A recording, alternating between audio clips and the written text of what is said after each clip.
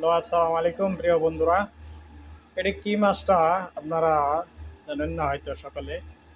যে এই মাছের নাম হইলো আপনার সোপের। ঠিক আছে, এটা আপনার কাইটিয়া তেলে মাঝে বাজলে একেবারে সেম একেবারে চিপসের মতো হয়ে যায়। এটা চামড়া ফুলাইতে হয়। ঠিক আছে, এই সব কিছুই করতে এর মাছটা একবারে ফ্রেশ। এটা কোনো ঝামেলা নেই, একবারে ফ্রেশ দাদা। ঠিক আছে, এটার আরবি নাম হইলো আপনার সোপের। বাংলাদেশ এটা কি নাম এটা জানি না। এই মাছটা আমরা বাংলাদেশ চিটাগাং ফিশারি ঘাটে পাওয়া যায়। এনে আছে, ঠিক আছে। আর আমরা এনে যে এনে মাতামা কাজ করি, এই মাতামে আছে, এটা রেগুলারই পাওয়া যায়।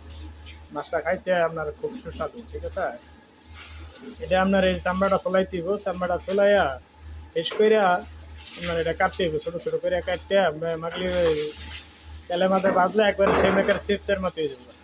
অসাধারণ একটা মাছ। ঠিক আছে, আর আপনারা বাংলাদেশে কি নামে ডাকেন এটা একটু কমেন্টে বলে দেবেন। ঠিক আছে, ভিডিওগুলো ভালো লাগলে একটু লাইক কমেন্ট শেয়ার করবেন। ওকে।